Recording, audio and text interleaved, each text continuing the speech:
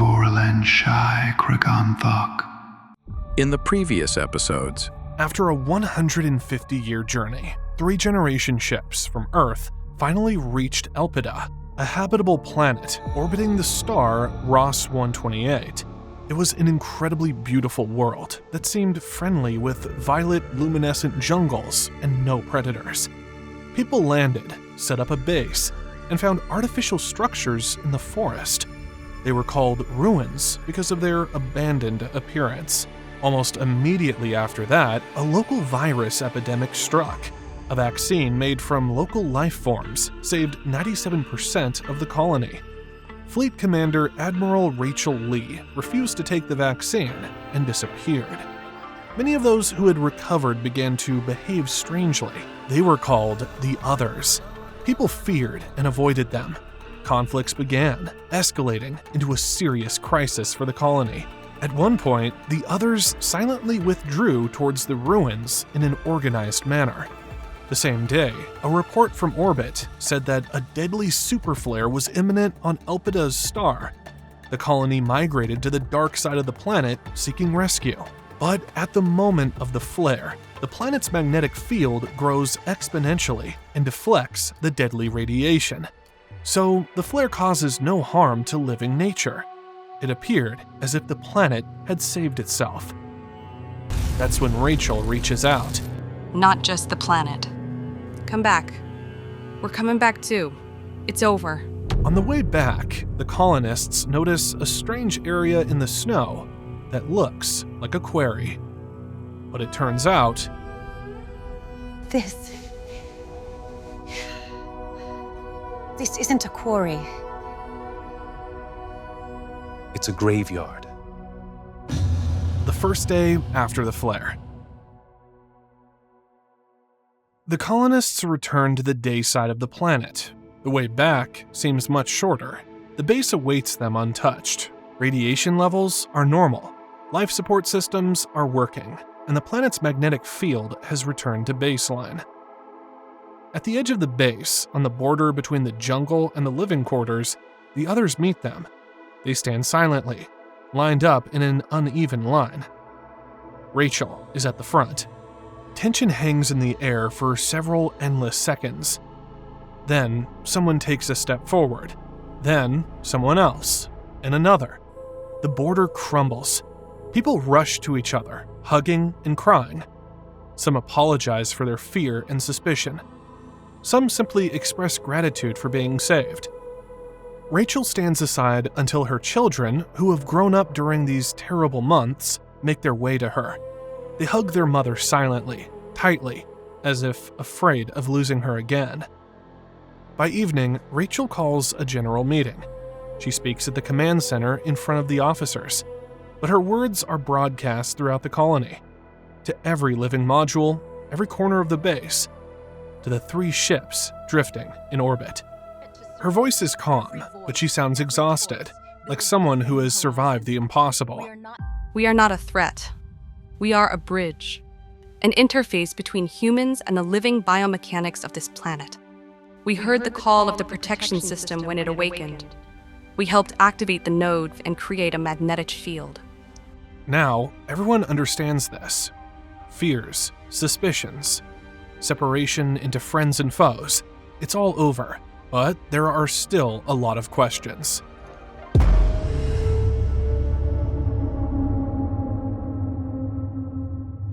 The graveyard on the dark side has added dozens of new ones.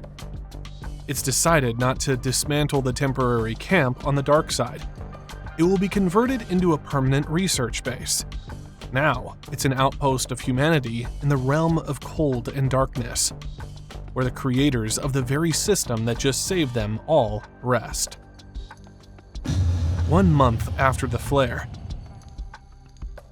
New mixed teams are formed right after the meeting. Ordinary people and the others now work side by side. Those who used to fear them now volunteer to be part of joint teams to study the ruins and the dark side. The others quickly become irreplaceable in logistics, medicine, and biointegration. Their sensory abilities are unique. They sense the slightest changes in people's emotional states, anticipate conflicts before they arise, and react with a precision that is beyond the grasp of ordinary people. In logistics, they instantly calculate the optimal routes. In medicine, they see issues that a scanner cannot detect. They recognize patterns in the behavior of Elpidian flora without fail. The Colony Council expands. For the first time, the others are joining it. The Council makes a historic decision to introduce a new calendar. The familiar Earth years are retained for convenience. There are no seasons on Elpida. Time flows differently. But the day of the flare and rescue now becomes the new reference point. It is declared the Day of Awakening. A naming contest is announced for bases, sectors, and routes. The first children born after the flare undergo a routine examination. Everything is normal, no anomalies. Eliza makes a note in her personal diary. For the first time, we cautiously, very cautiously, allow ourselves not to be afraid of tomorrow. On the dark side, research continues. The graveyard turns out to be enormous. Thousands of burial capsules stretch in neat rows to the horizon, disappearing into the eternal night. Researchers begin selective dating. The results are staggering. The most distant burials are incredibly ancient, hundreds of thousands of years old, possibly more. How did they all get here? There are no animals here. What could they have evolved from? Among the neat rows of burials, one special sarcophagus strikes the eye. It stands out from the rest. It stands alone, as if it had been installed in a hurry, last of all. The coffin is carefully cleaned, revealing longitudinal seams and hollows. Perhaps it's a locking mechanism. Then, the sarcophagus is x-rayed and scanned with ultrasound. The monitors show an elongated skull, thin collarbones. It's all confirmed. Here, too, are the remains of a human-like creature. The lid is hooked under the side recesses and along the seams. It is lifted with jacks without jerks and secured. The silhouette inside is the same as in the image, face up.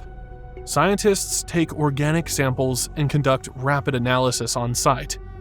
Radiocarbon analysis confirms their suspicions. The remains are only about 300 years old, a negligible period compared to the age of the graveyard.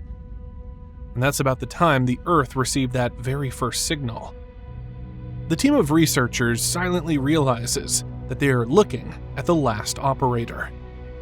Inside the capsule, in addition to the remains, they find a small object.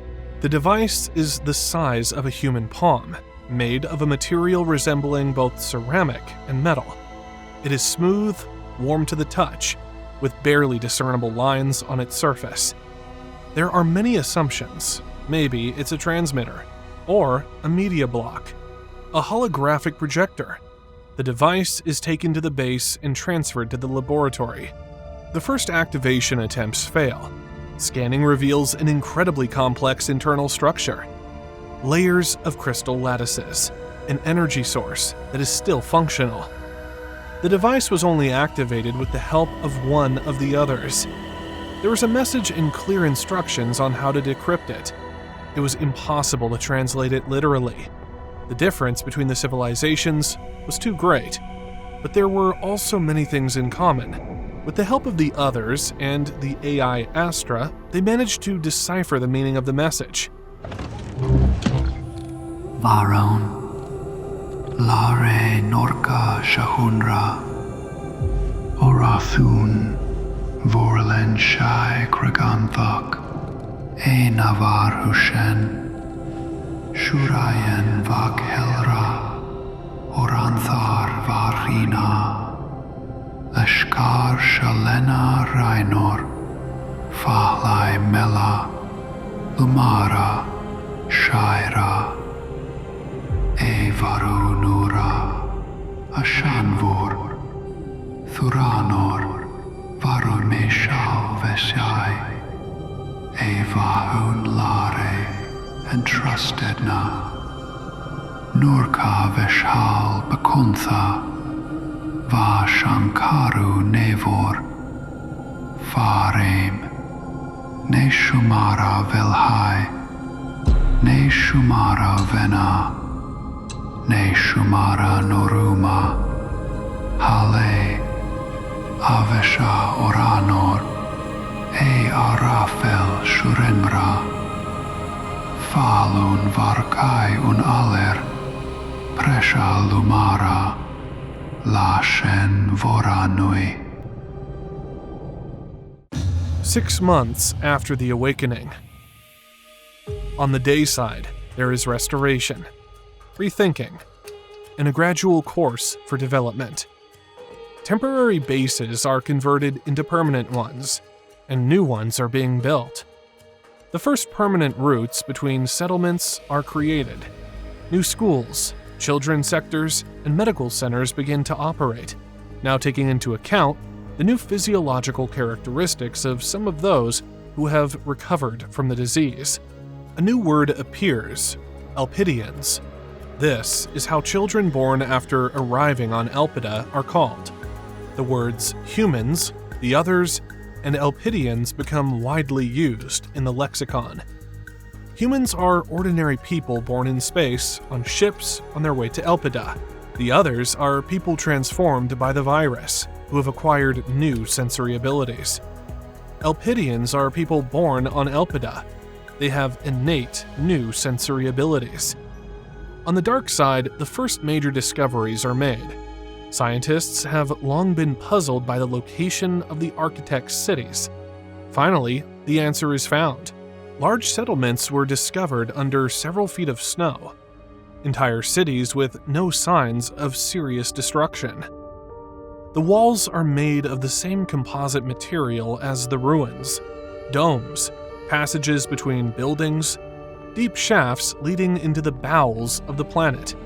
Everything is sealed, preserved by time and cold, but not destroyed. Thousands of objects, power nodes, engine rooms, transport platforms, huge reservoirs. The purpose of most of the objects is unknown, but much of it still looks operational. A barely audible technogenic hum is present, a flickering of indicators deep in the corridors, lights that turn on automatically.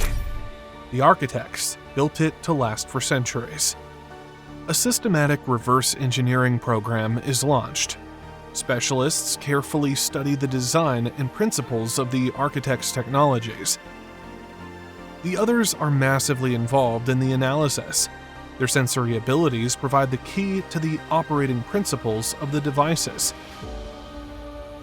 By gradually uncovering the secrets of the architect's technologies, the colony shifts from survival mode to a stage of rapid development. It is already clear that the planet's resources are almost infinite, and the architect's technology incorporates the principles of regeneration and symbiotic interaction between technology and the biosphere. This revolutionizes the approach to infrastructure design. It is agreed that nature and civilization will never, ever again be rivals. First year after the awakening. The colony celebrates and recalls this year.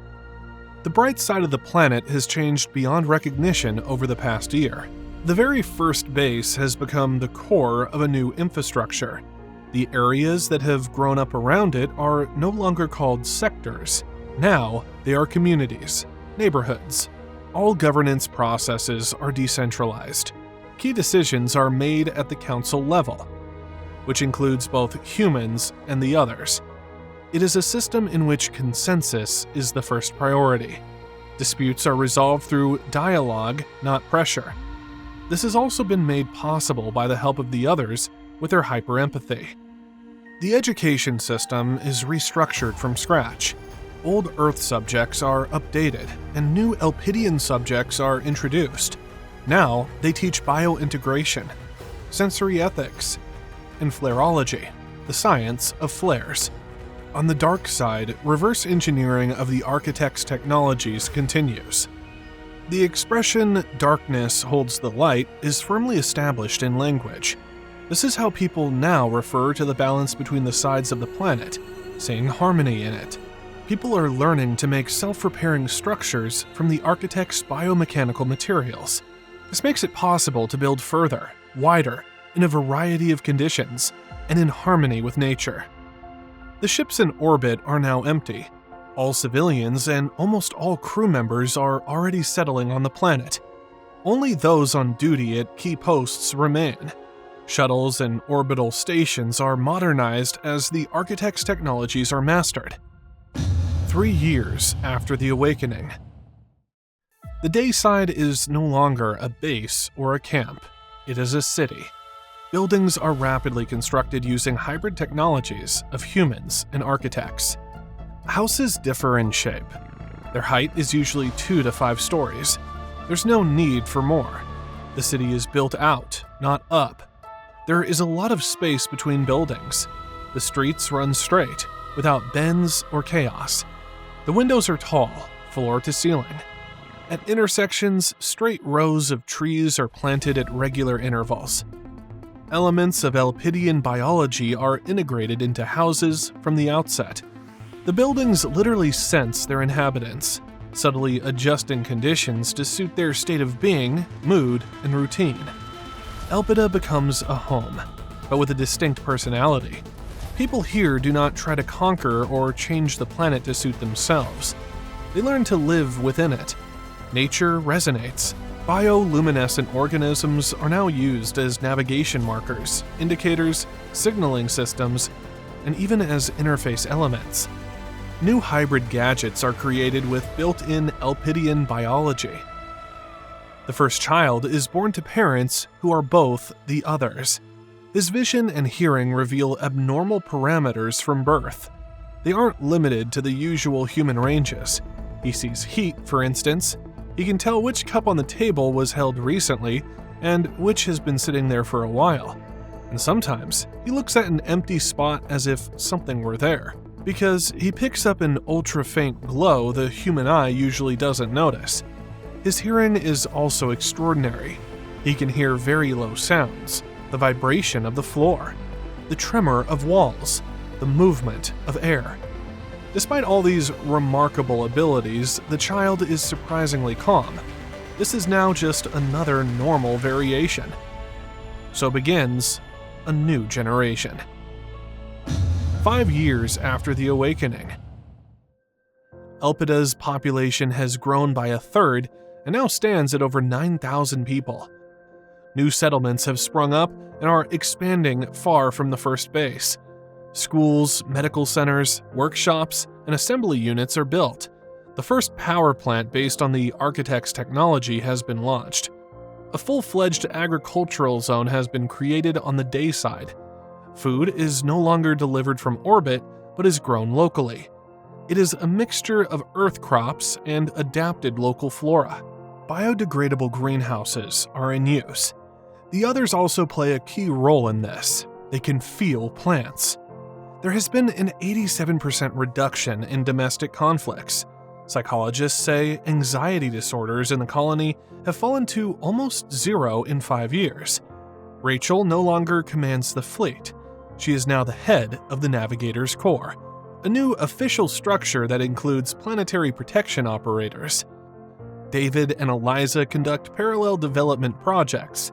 David's mission is to integrate the architect's biotechnologies with human technical capabilities. Eliza's goals are the biological adaptation of people to the planet and the development of Elpidian abilities in humans. 10 years after the awakening. Elpida's population is already around 12,000. The first generation born on Elpida is growing up. These teenagers have different habits, different logics, and a different rhythm of life. And all of them, without exception, have the abilities of the others. These abilities manifest themselves gradually during the first 10 years of life. A new tradition is taking root in the culture. On the day of awakening, the last operator's message is broadcast on all screens. No one is afraid of his words anymore. They are seen as a blessing and a farewell. Rachel, Eliza, and David are gradually stepping back and passing on their experience and knowledge to the new generation. They are invited to ceremonies and asked for advice, but the world is now driven by others. 22 years after the awakening, the colony on Elpida is no longer perceived as an expedition. It is a society, self-sufficient, sustainable, mature, the foundation of a future civilization. Its population is close to 22,000. There is a balance between cities, and the territory is not growing chaotically. Construction is based on a flexible modular scheme. Each sector can be adapted to the population, terrain, and logistics, all in perfect harmony with nature. The others participate in the council, teach, lead field missions, and advise on strategic planning. Their role is undeniable and invaluable. They are respected, admired, and learned from. Medicine has shifted toward prevention. Interfaces based on Elpidian flora are in use. They monitor hormonal shifts, stress levels, sleep quality, and emotions. This is a continuous background calibration and adjustment. Thanks to this, most diseases do not even occur and are being forgotten. Average life expectancy is growing rapidly and has reached 150 years for the first time. Education has been completely adapted to the new society. A generation has been born that does not fully know any earthly language. The main language is a hybrid based on various earthly languages, but with elements of new terms introduced by the others and adapted for communication with AI and biosystems. The new principles of resource distribution exclude the market in the earthly sense. Energy, housing, food, basic provisions, everything is available, open, and even automated. Demand for something more complex is covered by factories based on nanoassemblers. These are tiny nanorobots that assemble any object at the molecular level. Anyone can submit a request and get the needed spare part, tool, household item, or even a high-end gadget. First, one can choose from a versatile catalog or make a digital model. Then, the system checks the sector's energy budget and the composition of recycled raw material cartridges. Based on the results of the check, the order is placed in a queue. Next, the nanoassembler weaves the structure in layers: the frame, conductive channels, and active surfaces. Where required, the architect's biomaterial is added. It bonds itself and seals micro cracks. Thus, in a couple of hours, anything can be made from waste and additional raw materials. Fasteners and adapters for pipes, a set of parts for a drone, an educational toy with AI for kids. Production on Elpida has become a public service. Law as a separate institution no longer exists. It has been replaced by network decision-making protocols developed and refined by the colonists themselves. Disputes are resolved through arbitration sessions, but disputes are increasingly rare. As people acquire new abilities, they resolve interpersonal situations independently and in the most sustainable ways. The ideas of heroism and sacrifice have almost disappeared from the culture. They have been replaced by the theme of compassion. The most respectable is not the one who endured and overcame everything, but the one who helped others.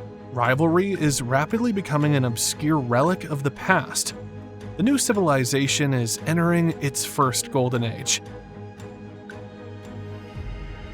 Archival protocol is activated in the communication sector.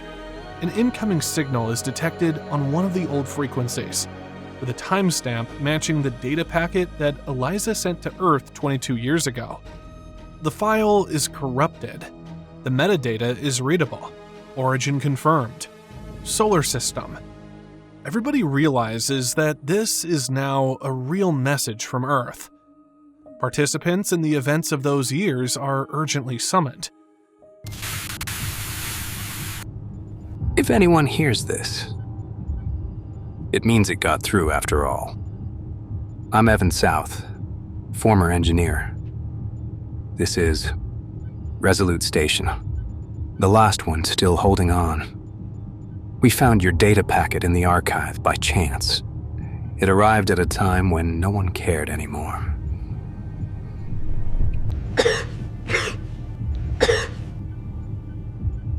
Everything is over on Earth. The climate, wars, famine. Everything you probably warned us about, but it's too late now. 50 years ago, a ship was sent after you. A new, fast one. But the last one. King Tayson was lost almost immediately after it left the solar system, so we won't fly over it. There's nothing to fly on. And no one left to fly. At first, we tried to contain the degradation. Then just to survive. Now, I don't even know how many of us are left. Tens of thousands? Fewer?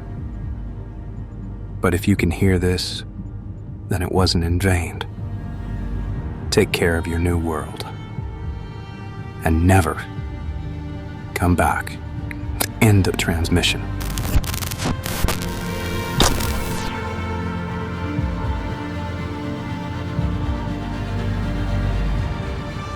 An intelligence officer reports.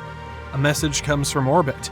An unidentified object approaching Elpida has been detected. The object is of artificial origin. As it approaches, the system gradually builds up its contours. A longitudinal cargo bay, power units, docking units, and external radiators. The algorithm begins to compare the object's silhouette with what it knows. The expedition's archives and old Earth catalogs and drawings. The screen flashes with lines of comparison. The match grows by percentages with every second.